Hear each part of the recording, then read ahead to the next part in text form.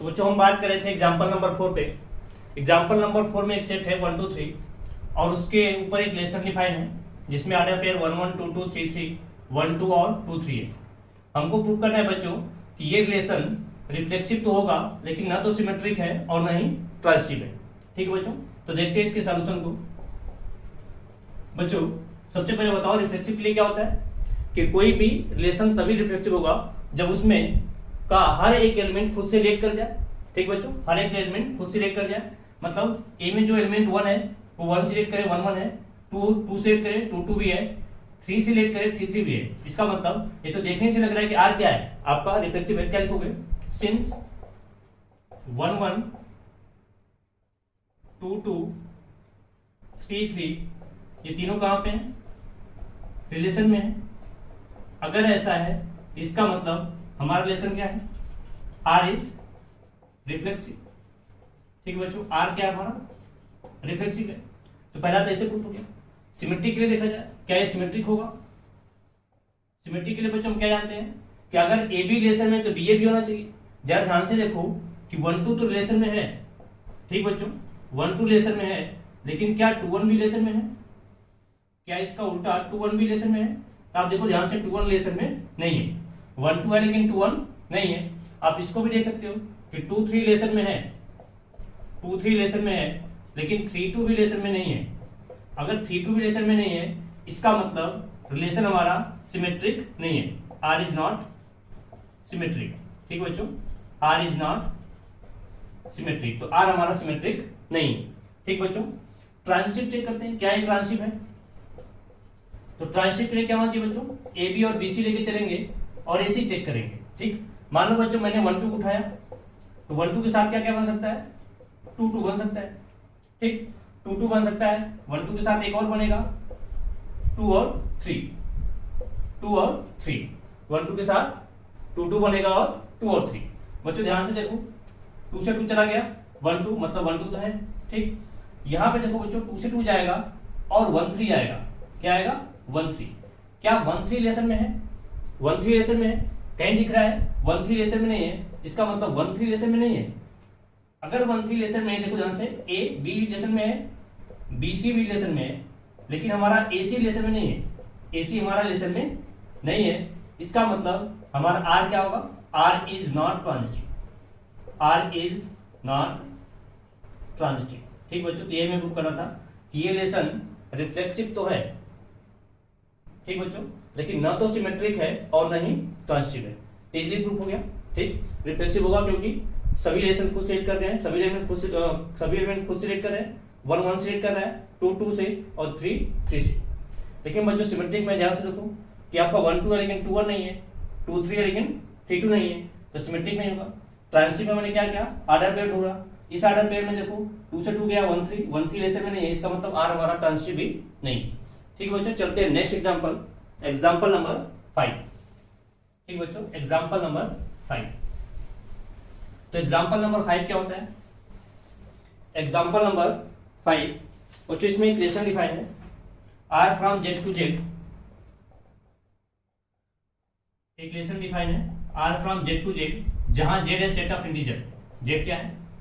Set of integer. Z है आपका set of integer और रिलेशन इस तरीके से डिफाइन है R is equal to order pair A B such that 2 divides a minus B, 2 divides a minus B, a minus B. तो कह रहा है प्रूव करो आर एक इक्विवेलेंस रिलेशन है। क्या दिखाना है? आर क्या है? Equivalence relation. ठीक बच्चों, आर एक इक्विवेलेंस रिलेशन है। तो ये भी आसान है बच्चों। पहले हम चेक करते हैं क्या रिफ्लेक्सिव होगा। रिफ्लेक्सिव होगा तो रिफ्लेक्सिव के लिए क्या करेंगे बच्चे? मान लीजिए मैंने कोई एक एलिमेंट लिया, let A B the element of Z, set of integer से कोई रैंडम इंटीजर उठा लिया। तो क्या बच्चों अगर मैं a माइनस ए लगाऊं तो क्या आएगा? a माइनस ए आपका 0 आएगा। और हम जानते हैं क्या कि 0 is divisible by 2, divisible by 2। इसका मतलब ले सकते हो 2 डिवाइड्स 0, 2 डिवाइड 0 का मतलब कि ए कामा ए कहां चला गया, रिलेशन में। अगर ए कामा ए रिलेशन में गया, इसका मतलब आर हमारा क्या है, आर इज रिफ्लेक्सिव। ठीक है बच्चों, आर इज क्या बन गया, आर हमारा बन गया रिफ्लेक्सिव। क्या बच्चों ये सिमेट्रिक भी होगा, क्या बच्चों ये सिमेट्रिक भी होगा? तो सिमेट्रिक चेक करते हैं। सिमेट्रिक क्या करेंगे कि कोई एक आधा पेयर हम रिलेशन में लेके चलेंगे। तो क्या लिखेंगे, let A B be in relation. अगर ए बी रिलेशन में, इसका मतलब क्या है कि a minus B is divisible by 2, is divisible by 2। अगर a minus B divisible by 2 है तो मुझे बताओ क्या b माइनस ए नहीं होगा? बिल्कुल होगा। जैसे a माइनस बी मान लो कि आपका एक 4 है एक 2 है, तो 4 माइनस 2 करोगे 2 आएगा। तो क्या मैं 2 माइनस 4 करूंगा तभी माइनस 2 आएगा? तो माइनस 2 भी तो 2 से डिवाइड होगा। ठीक है, 4 माइनस 2 आएगा, ये 2 से डिवाइड है। 2 माइनस 4 करेंगे माइनस 2 आएगा, माइनस 2 भी तो 2 से डिवाइड है। इसका मतलब कि b minus A is also divisible by 2, divisible by 2। इसका मतलब कि b और a कहां चले गए, रिलेशन में। इसका मतलब कि r हमारा सिमेट्रिक भी है, r इज सिमेट्रिक, r हमारा सिमेट्रिक भी है। बच्चों अब हमको चेक करना है कि क्या ये ट्रांजिटिव होगा कि नहीं होगा। क्या ये ट्रांजिटिव होगा? बच्चों ट्रांजिटिव में इधर चेक कर दे रहा हूं, ध्यान से देखना। क्या ये ट्रांजिटिव होगा? तो ट्रांजिटिव के लिए क्या करते हैं, क्या ये ट्रांजिटिव होगा? ट्रांजिटिव के लिए कोई दो ऑर्डर पे लेके चलते हैं। तो हम लेते हैं let A B in relation and B C in relation. इसका क्या मतलब है, अगर ए बी रिलेशन में है तो a minus B is divisible by 2 होगा। This implies a minus B is divisible by 2 and B C relation में क्या लिख सकते हैं कि b minus C is divisible by 2। b minus C